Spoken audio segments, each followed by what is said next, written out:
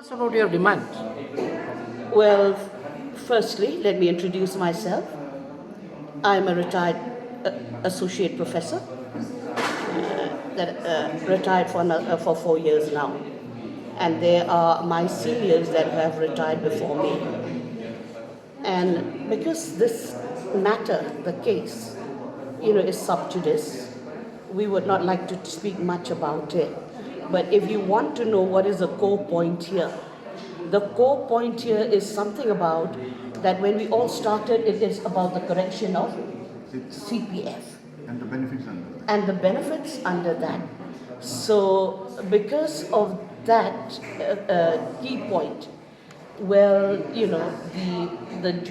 legal process was, the High Court gave a verdict in our favor, and then, yeah, please. In the High Court, they have given around 9 directions which were in our favor. But then the government went to the Supreme Court. The Supreme Court, few of the directions were being squashed. In fact, those directions are not even related to our this thing. And only 1, 2, 3, 9 remained, and rest all being squashed. And also, the Supreme Court remanded back to the High Court, asking the court to take court into cognizance that to what extent the Act, which has been which has to be implemented from 1974, has been followed. So based on that, we were asked to file a fresh affidavit in the High Court again, challenging that the Act has not been at all followed.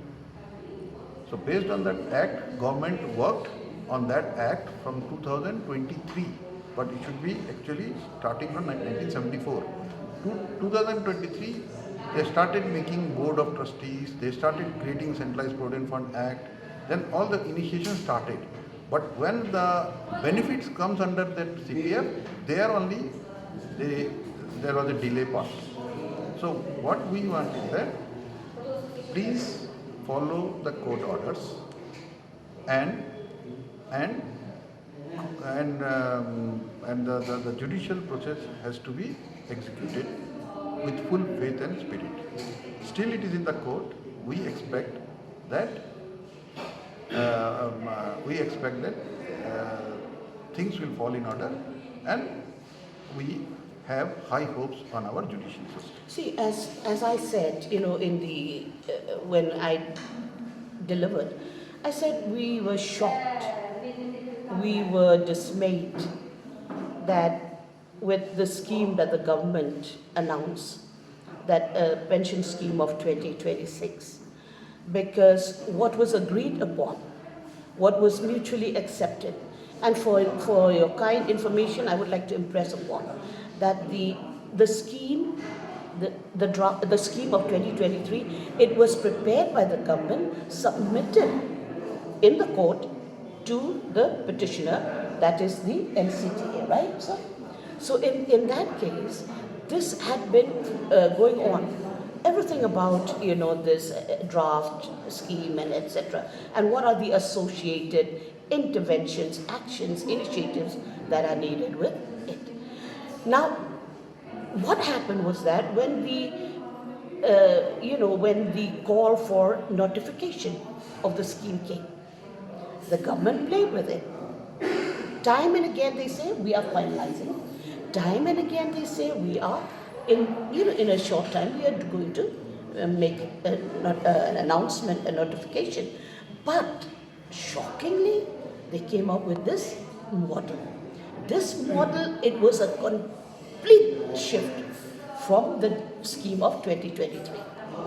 It was complete shift in terms of the structure as well, because the NPF Act of 1969, it speaks about a CPF-based pension.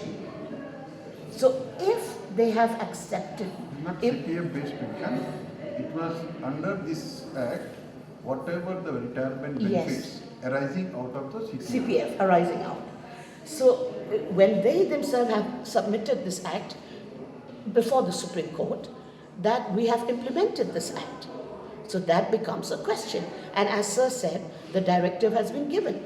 It is on remand, and then to what extent it has been implemented.